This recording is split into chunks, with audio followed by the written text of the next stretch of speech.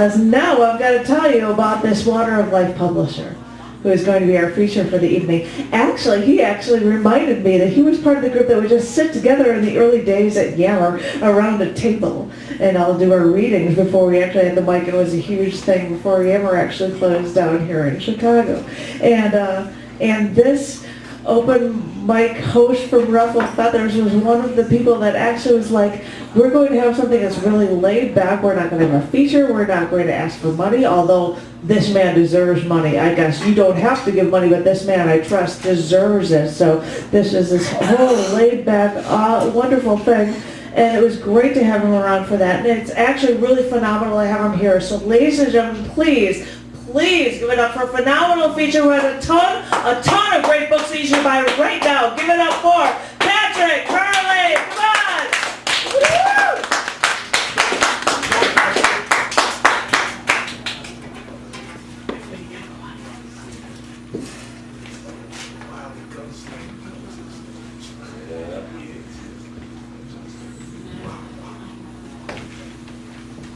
So, hello. Thank you. Welcome. I used to have an open mic, and then they closed down. Gee, I'm looking for the poem, man. I just had it. It ran away. I'm serious. So I lost my journal, and fortunately, one of the poems I sent to GPA to ask him for his opinion on, and I found it so quick, and now I just lost it. And the thing is, if you ever want to know any poems from Patrick Hurley, you can always go to past open mics at the Cafe. Yeah, wait, while you're looking. Yeah. You can always go to the past open mics because we have them as features. There are downloadable MP4 files and they're available as YouTube clips. So you'll be able to get past stuff of his, which you should be searching for, which we're going to help you search for all of your ratings for as well, because you're awesome. So I'll skip that one, sorry. So I'll do another one from the New Journal. Freshly fired. Oh, and for my own benefit, thank you very much. Hold your applause. If you had felt like you wanted to applaud. He holds his cigarette, delicate as a rose petal between thumb and middle finger. Index gently touches the end.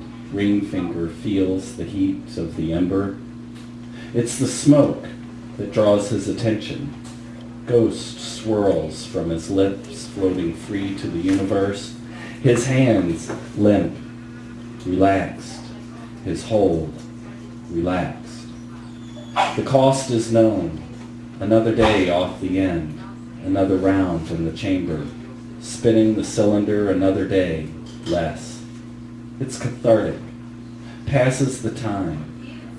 And with this life, without enjoyment, this slow decay, as the mind and the body begins to fold, as the weight of experience begins to push him down, he begins to melt into the floor, spread out within the universe, like Billy Pilgrim, become unstuck with time. Moments certainly felt like it. Moments certainly felt like it. And there was a certain aroma, the scent of a freshly fired round in the chamber.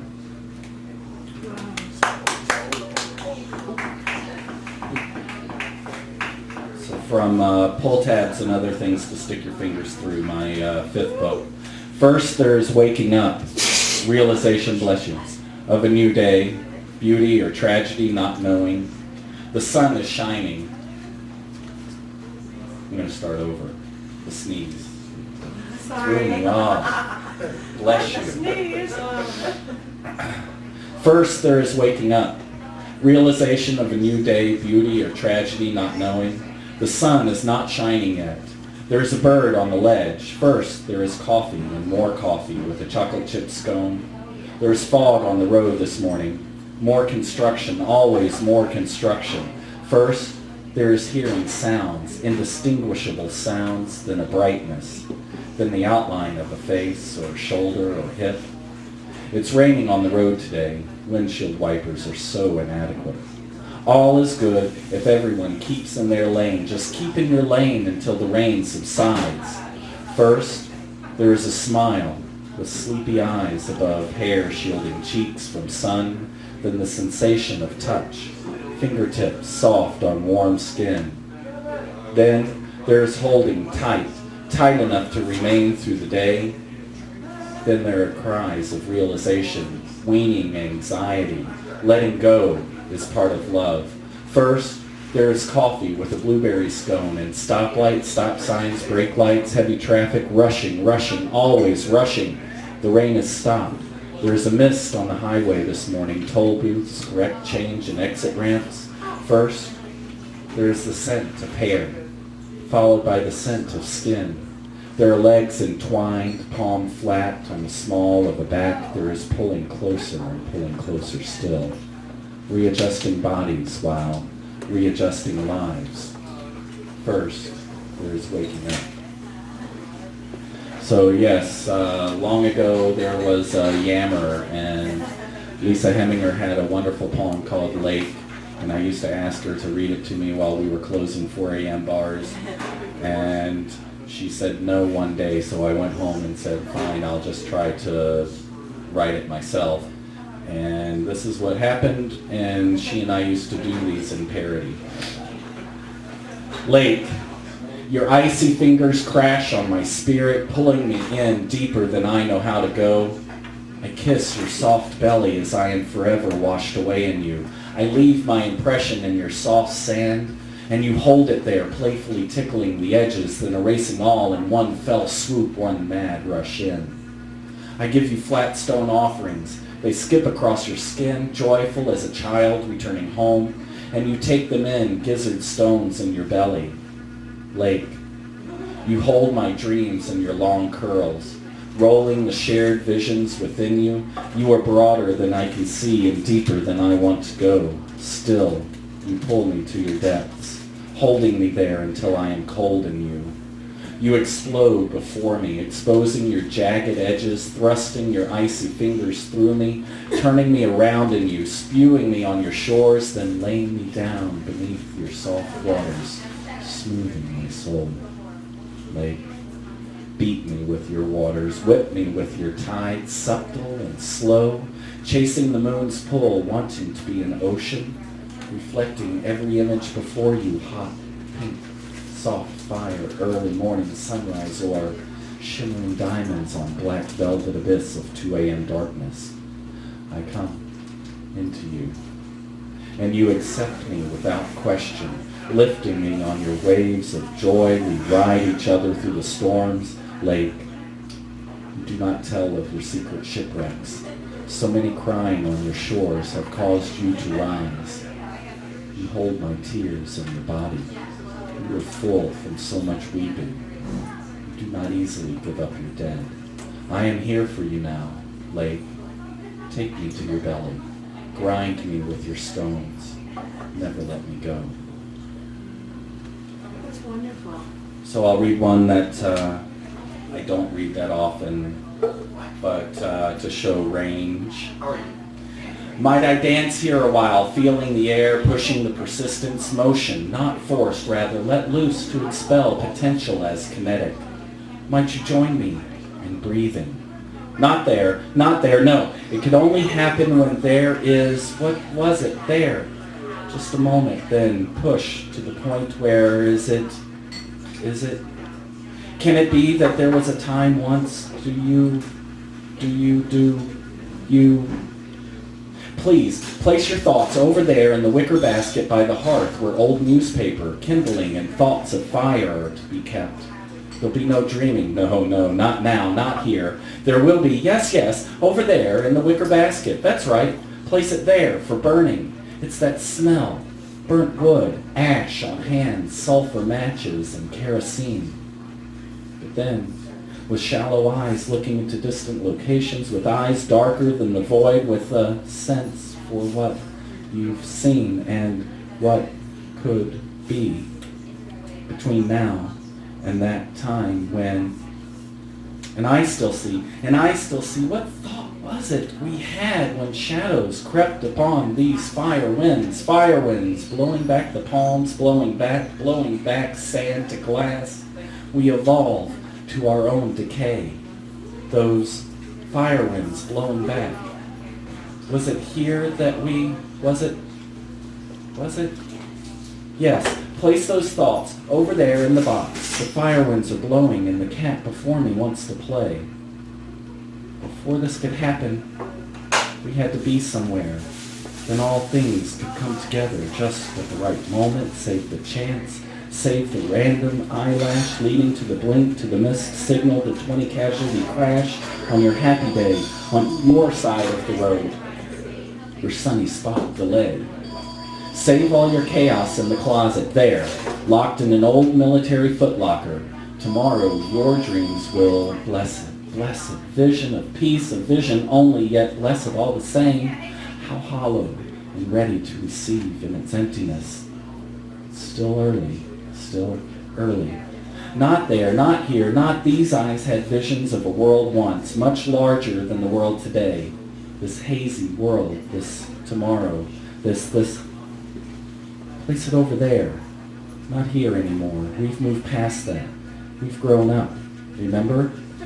Grown up. Like those we laughed at, or those we wished to be.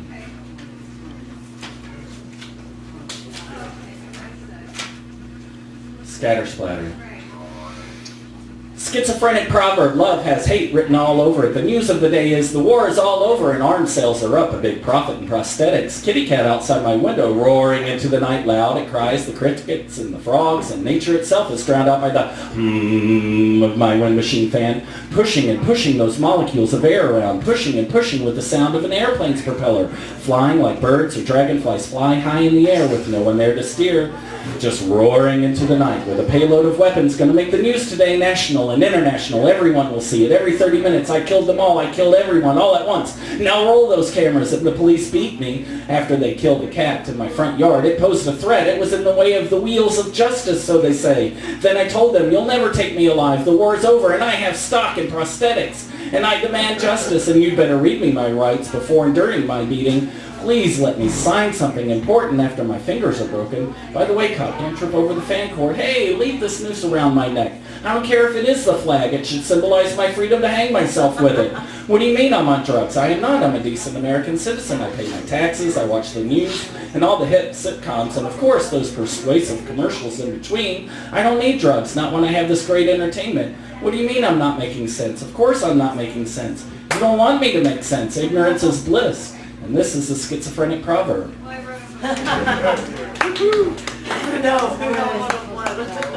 Happiness, water in a raindrop, falling, filling my imagination with a world of memory, a universe of smiles cast in front of unspeakable secrets, shining moon pearl eyes staring into adventures never known. Happiness, silver shining dewdrop, poised on the needle of a cactus in a dry desert at morning, just after the birds stop singing their welcome sunshine song, just before the air is hot, when thirst is all that's on your mind. Can we clap yet? You walked and I ran and I ran and I ran. You were there, but I was not. But I was not. But I was not. Though distasteful and even disdainful, the events took place. The events took place. The events took. The events took. The events. The events. The events. There was nothing left to give, so nothing was left. And we gave more until there was nothing again. And we saw it for what it was. Nothing. Then I walked away and you ran. I held out a hand you drew within, the fingers afraid to touch, closed. Then I walked away and you ran. What was it I was feeling then? That thought of emotion captured for a brief moment, then set free to the air, lost from my recollection of thoughts that I'd had on spring mornings when the sun arises in you to warm the petals of eager April flowers, excited about the prospects of warm rain, and days longer than nights when winter is put to bed for a moment, and the true color of skin is seen beneath the pale shadow of steel-gray clouds grown anemic from life, then set free, then set free, then set free, to question the value of freedom. While I sat, you stood with eyes joined, their love removed, set aside for blindness. Here it is now, open before us. A smile that was thrown away has found its way back home. And what am I to do with it?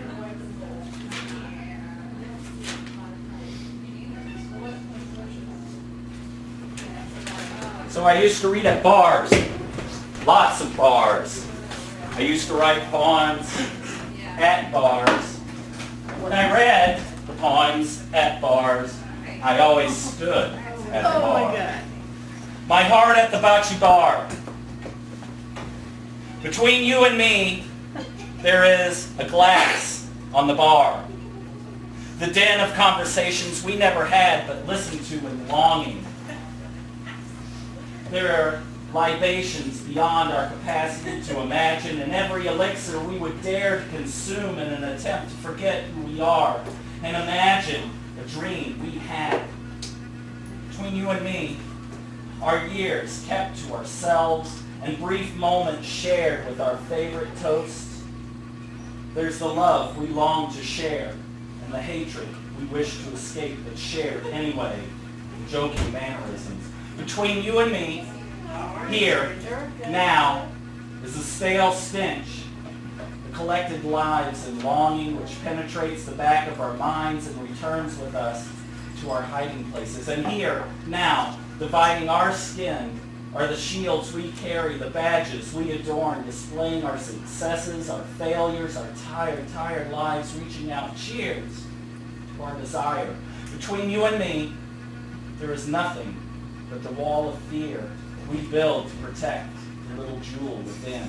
There is nothing but the gleam of perspiration on a hungry forehead, ready for food, afraid to eat. There is nothing but the evening we share with the intention to forget, and we never do. Between you and me, there is a glass on the bar. And I chose this glass to forget that I was what you chose to forget. So set them up again, drink them down again, because it's the time between now and last call that remains between you and me.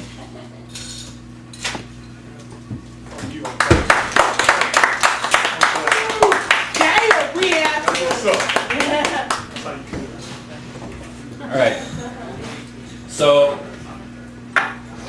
Water of Life Press. I have books. This is my 8th book, Screws Fall Out. Every book is unique. I print a lot on recycled paper bags. I'll be publishing Paul Farrell in the near future. And so I'll read the last pieces from Screws Fall Out. The perfect poem. What is the perfect poem? What does it take to give one the feeling, the emotion?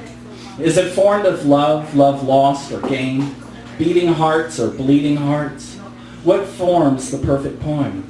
Anger of political disposition, ranting and raving against the system, against the world and the state of your social status, spreading the hate you bemoan. How does one craft the perfect poem?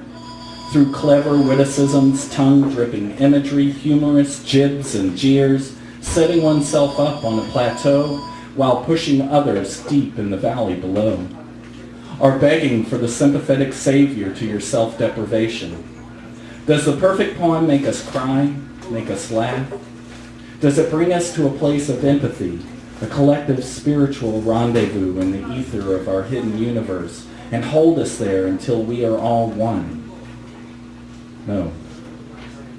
The perfect poem is born out of each of us, When we conceive the idea, the thought, the emotion, and wrap words around that birth, then spew it out on paper or through voice in any language. Yes, the perfect poem lives within each of us. It is perfect in the nature of its being alone, and we are blessed by the experience of one sharing their perfection with us. Let us bow our heads, close our eyes, and embrace all who share their perfect poem. What is it with love? What is it with love? The touch, fingers on skin, lips gently joined, the flame of emotional surrender, the waking and naked happiness. What is it with love? The ability to endure bad breath, personality conflicts, folding daily drivel into mutual admiration. What is it with love that drives us, that pilots the course across rough seas, knowing in our soul the storm will subside and bring us to a calm shore? This thing, this emotion, this beast that dines on the force of life, controlling our future, setting our past in sandy foundations, yet we long for its touch, its promise of euphoria. Giving way to reason, we surrender to the moment, to the belief in the comfort of an embracing womb. It pulls us in and we accept. Let it flow through you. Cast aside the fear. Cherish the moment. These poems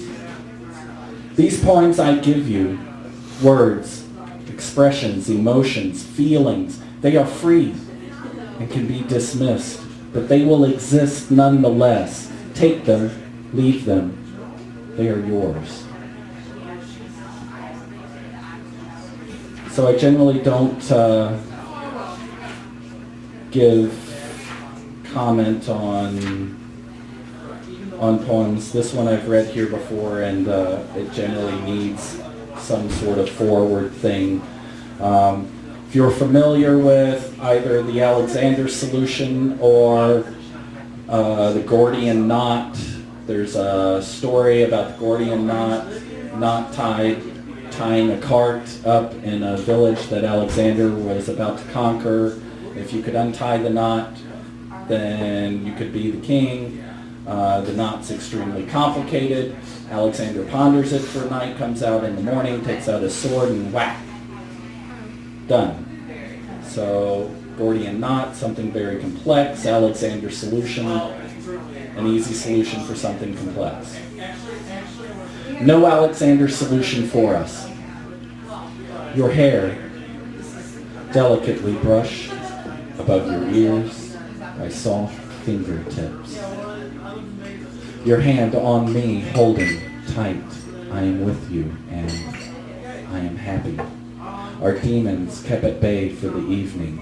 We are blessed with equality, humility, humbleness. Wrapped around each other, a knot of flesh, Gordian and complexity. Slowly, we dig out the folds and begin to love each other for real. For Nadia. Your eyes, looking up into mine, I tickle your tummy and kiss your feet. Smiles deeper than any ocean pull joy out of my dark shadows, sparking a light within the void that holds the ankles of my soul down. And you, face aglow with the mystery of life and the energy of discovery, giggling at the raw simplicity of peekaboo. Soon, this world will dull the shine, rob the light. Hold that ember tight. Warm your spirit against the cold to come. We celebrate and welcome you.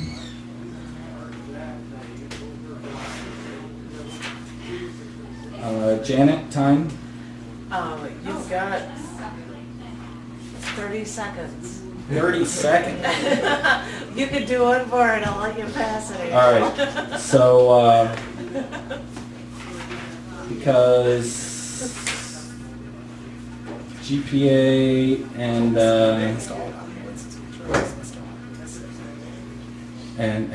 so 4 GPA and cotton. Nothing is everything. On the porch, my hands are cold, driven by the thought, the feeling of my thumb on your ear, fingers touching the nape of your neck. We eat and drink and share ourselves open. This is where foundations are laid. Your hand in mine, under the blanket, fingers dovetailed to comfort. This is comfort, satisfaction, simplicity, hand in hand, feet wrapped in a supple braid. I rest my head on your bosom. You pet my head, we relax. An evening spent doing nothing is everything. All right. So I have books. I wrote from The Pain of Love and Loneliness, pull tabs and other things to stick your fingers through, Janet's favorite title.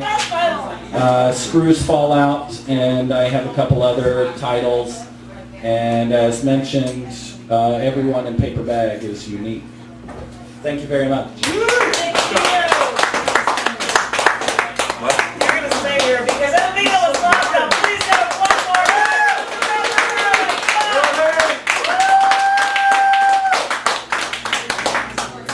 Please have like, get up on my clapping time. You're awesome. Sorry, I have to pencil out.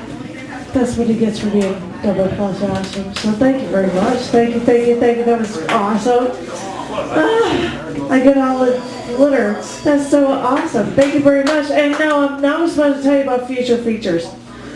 Well, all right. In 2 weeks, it happens to be the day before Thanksgiving. How many people are going out of town for Thanksgiving?